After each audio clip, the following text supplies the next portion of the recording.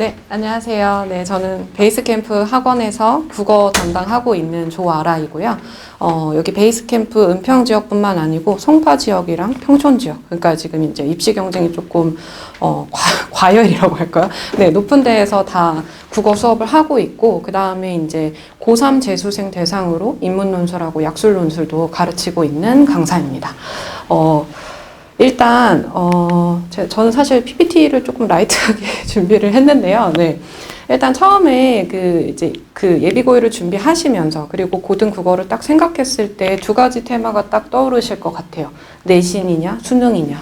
이거 두 개 다 어떻게 준비해야 되느냐라고 했을 때 일단은 두 개 영역을 이렇게 그러니까 배타적인 영역으로 보지 마시고요. 네. 어차피 다 연결이 되거든요. 그래서, 배치된 영역으로 보지 마시고, 저는 고등학교 2학년 때까지는 무조건 내신에 조금 집중해서, 네, 학습을 하시고, 어차피 고3 되면은 수능 준비할 수밖에 없거든요. 네. 그래서 고등학교 2학년 때까지는 전력을 다해서 내신에 집중을 하시고, 그 다음에 이제 방학 때 어차피 수능 공부를 할 좀 시간적 여유가 있거든요. 네. 그때 같이 수능 공부를 하시면 되겠다. 네. 그래서 비중으로 따지면 한 7대3, 8대2 정도의 비율로 공부를 하는 것으로 방향성을 잡아주시면 좋을 것 같고요. 그 다음에 어차피 이제 고등학교 국어 내신 문항들이 점점 더 이 수능 국어 모의고사 문항들하고 되게 유사하게 나오거든요. 네, 그래서 연결 지점이 어느 정도 있다. 대체로 내신 국어에서 1, 2등급 맞는 친구들이 수능 국어에서도 못해도 이후까지는 맞거든요. 네, 그래서 연결이 된다. 이 말씀을 왜 드리냐면은 이제 딱 아이들이 1학년 1학기 국어 딱 내신 첫 번째 시험 보고 나서 난 내신 안 되겠다. 난 수능에 올인해야겠어. 이 얘기를 계속해요. 1학년 때도 하고 2학년 때도 하고. 근데 그거는 제가 봤을 때는 그렇게 그 둘 중에 하나 택일해야 되는 문제가 아닌데 그런 고민을 지금 할 때는 아닌데 항상 이렇게 얘기를 하거든요. 네, 그래서 학부모님들도 그렇게 방향성을 좀 잡아주시면 좋을 것 같고요. 그 다음에 이제 이 시기에 가장 많이 고민하시는 게 아마 이거일 것 같아요.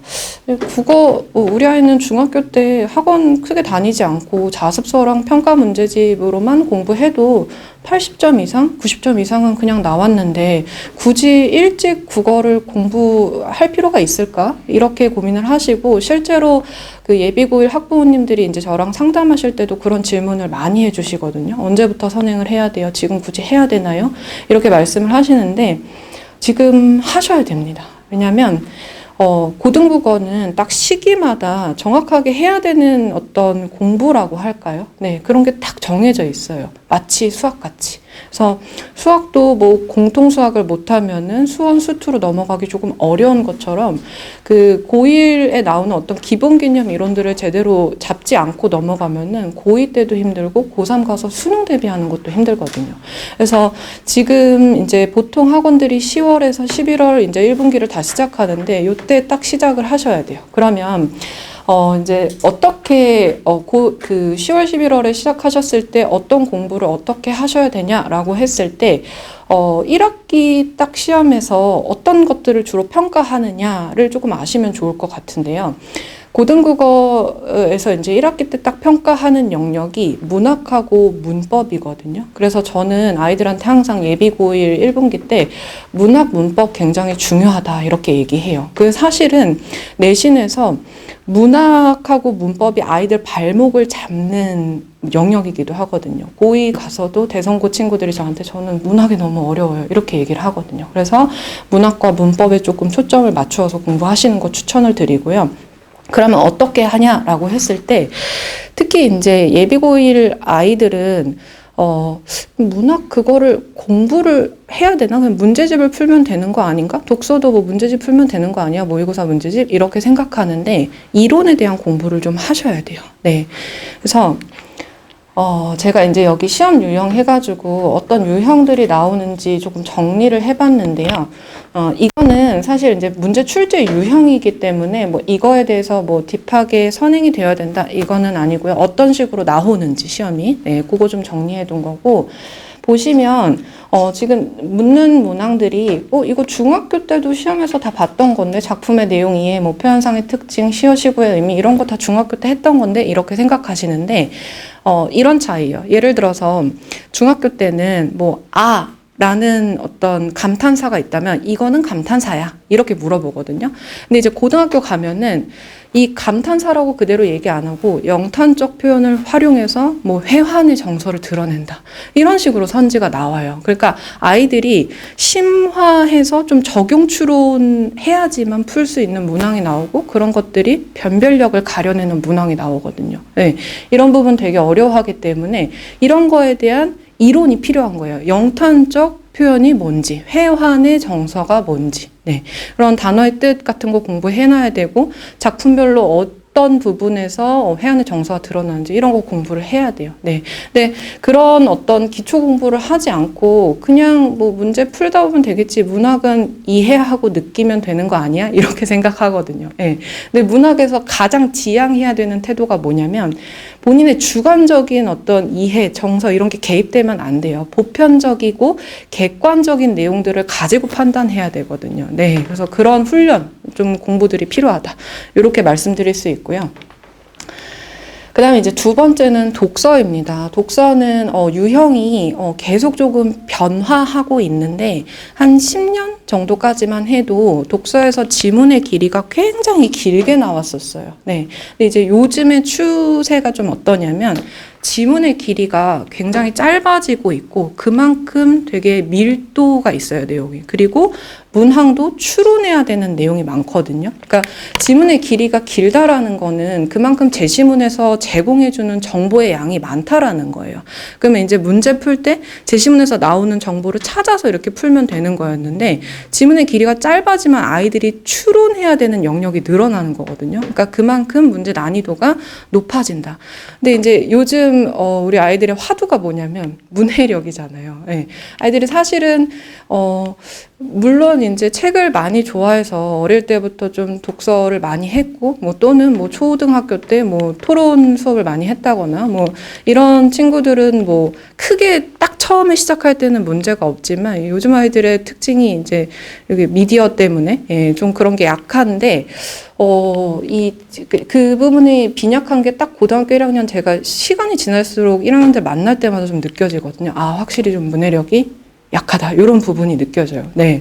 그래서 이 독서 지문 연습을 해야 되는데, 그러면 이제, 선생님 말씀한 대로 그러면 뭐 학원도 안 다녔고, 그 다음에 책도 많이 안 읽었어. 그럼 고등국어는 뭐 답이 없는 건가? 이렇게 생각하실 수도 있는데, 그렇지 않습니다. 왜냐면 이게 시험이잖아요. 네. 시험이기 때문에 이거는 훈련을 하면 되는 거거든요. 네. 그래서 어떻게 훈련을 하냐라고 했을 때, 이건 사실 왕도는 없습니다. 무조건 매일 반복적으로 약간은 기계적으로 특정 분량의 지문을 계속 풀어줘야 돼요. 뭐 예를 들어서 하루에 2-3개씩, 하루에 5개에서 6개씩 그 연습을 해야 돼요. 일단 아이들이 이러한 유형의 문장에 좀 익숙해져야 되거든요. 이러한 난이도의 문장이.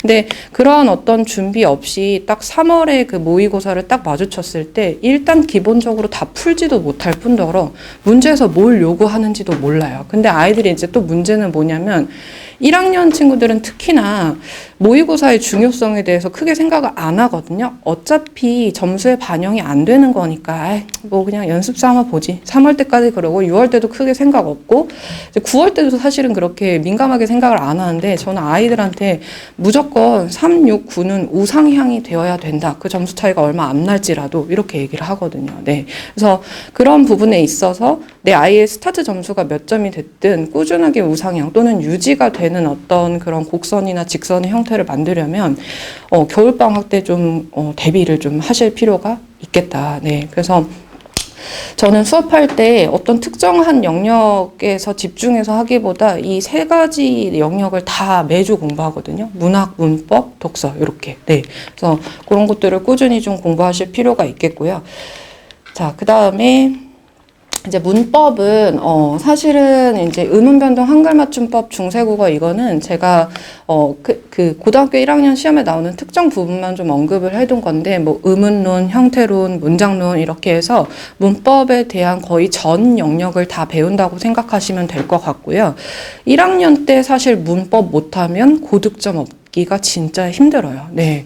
문법이 비중이 이제 적게는 10%에서 많이 내는 학교는 한 20-30%까지 비중을 내거든요. 그래서 고등학교 1학년 때 핵심은 딱 두 가지예요. 문법과 문학. 네.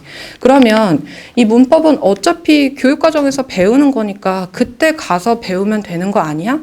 물론 그렇게 해도 되죠. 네, 그렇게 해도 되는데 우리 아이의 기질 잘 생각해 보셔야 돼요.